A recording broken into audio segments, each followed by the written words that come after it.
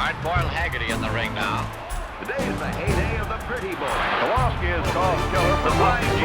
Stanley of Chicago. She likes it. Oh, boy, that can hurt. Right here at ringside while we go in for a riot of roughhouse that's flatly called wrestling.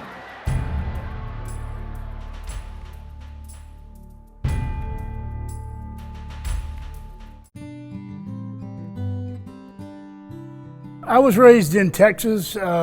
Come from a small town called Humboldt, Texas, right outside of Houston. But I was raised. My dad was he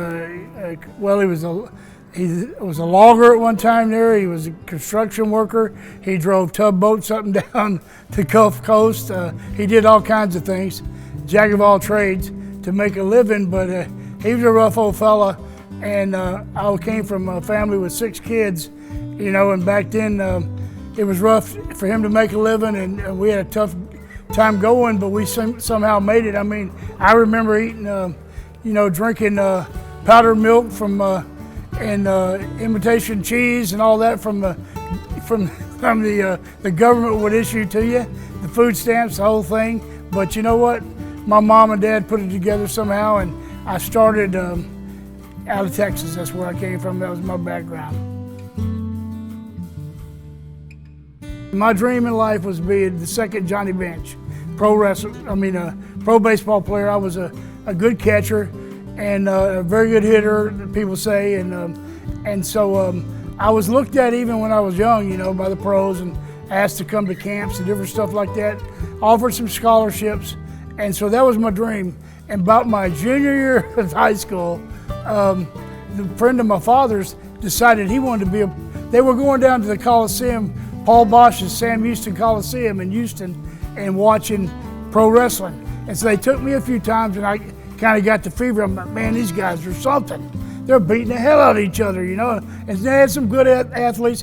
Back then, there was a bunch big old rowdy, scary guys. There was a few bodybuilders in between, but not many, like, you know. So, but there were some. I knew they had to be good athletes to do what they were doing, you know, and they were doing it day in and day out. But so I really didn't want to be a pro wrestler, but I respected it. And then my dad's friend decided to do it, and he went and tried, and his first tryout, they put him to sleep and scared him to death.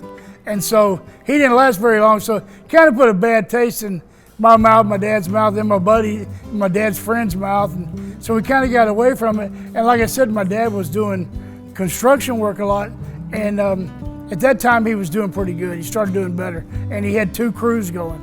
And so this guy, he met this fella somehow named Tiger Conway Sr.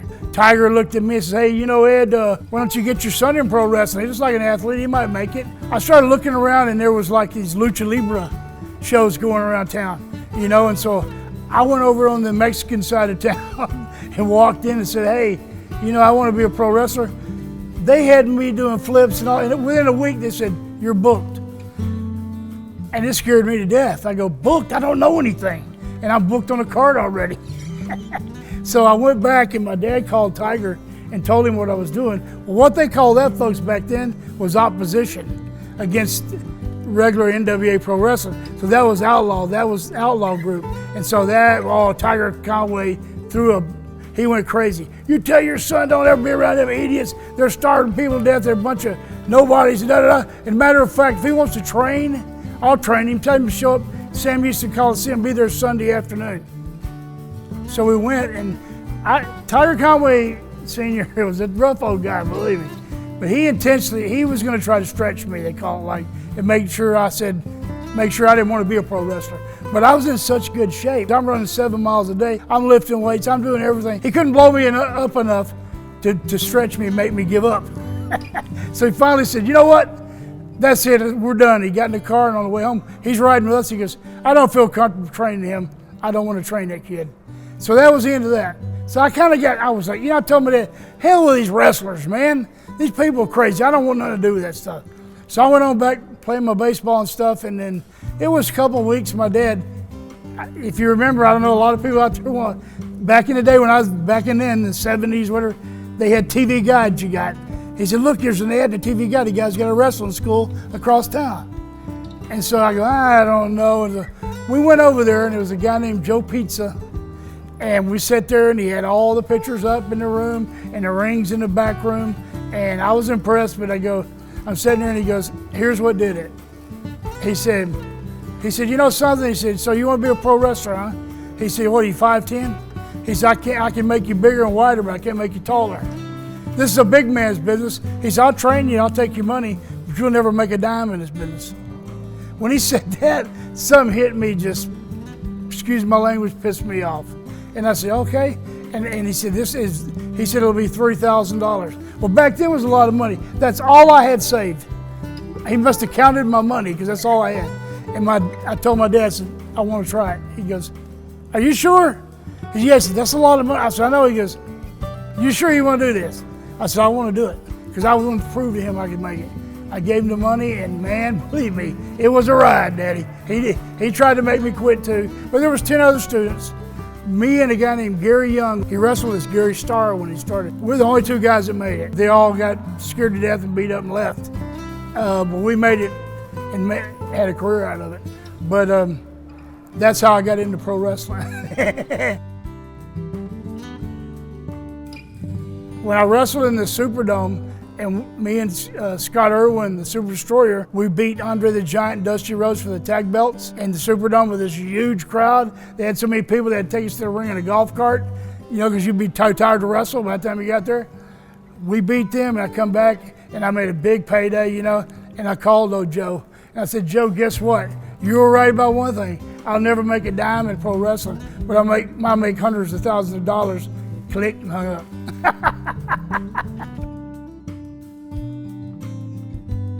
There was guys like Ox Baker, because he would hurt you accidentally. Not that he meant to, he wasn't like being mean, but he'd trip, oh, Ox, my arm, Ox, you're breaking it. You know, stuff like that, accidentally.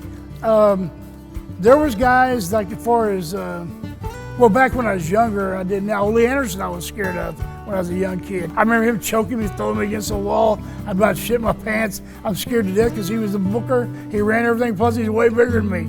And he didn't have the best attitude in the world.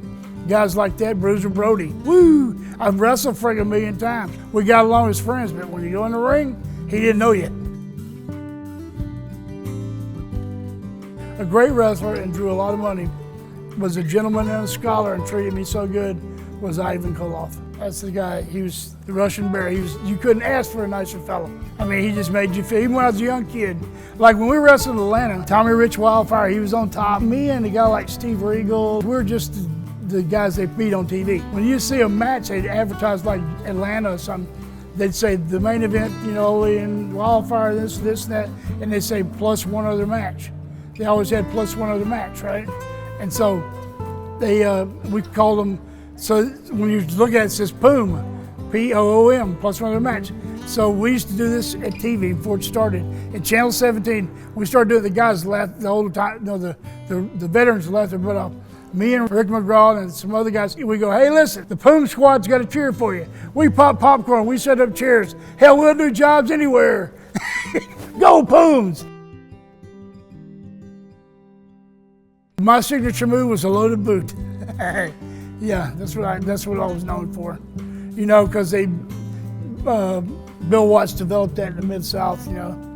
I came in, did a thing where I got hurt, come back, oh man, I'm orthopedic, I'm wearing an orthopedic boot, but you know, I'm just as tough as anybody, not looking for no quarters. I ain't giving any, but I don't need no favors. Don't feel sorry for me. And then the referee turns back, I load the boot and kill somebody. Some guys that's in wrestling that are big stars right now, they go, oh, I ain't lowering myself to go there. But you know what? This is like what they call the boys. They're like the camaraderie, all the stuff, like when you're in the locker room back in the day. When they're gonna see that, when they realize they come off that pedestal, okay? Because all of a sudden you go, what'd I do with myself? I did the same thing. All I knew was being a pro wrestler from 17 years old. I first job right out of school. When I graduated, I went to Amarillo and never quit a beat. Kept going, right? Well, when it all ended, also I'm going home, I'm working at Home Depot. Well, you ain't the Grappler, you ain't Lynn Denton no more. Get down off that horse, we don't care. It's a rude awakening, but some people can't hack it. But this here gives them a place to come to, enjoy, see their friends, set up stuff for down the road or during the year or whatever. I think it's fantastic. I enjoy it. I do. Because when I was a bad guy or a heel or whatever they call it, I couldn't. You get fired. You know, back then, back in the day when I was on top, they caught you talking to the fans. They said, we're spending all this money to make you a bad guy on TV. You're over shaking a guy's hand. Because that's some little kid who come walking up and I'd be like, and twice I got caught doing that. Kid this tall. Oh, what the hell you? Because all the fans are saying you do it, you dumb, you know. But I think it's great. I don't think it hurts nothing. Just somebody that was a very good worker, somebody that knew how to go in the ring, and this is what I was taught to work on all the time, and get the best out of his opponent, all their best stuff performance they can do, their best moves, their best what they do best, take advantage of it, and leave the rest behind, and that the boys. See, Lenny's one of the boys. He was a good worker. That's what I love. My memory to be left like that.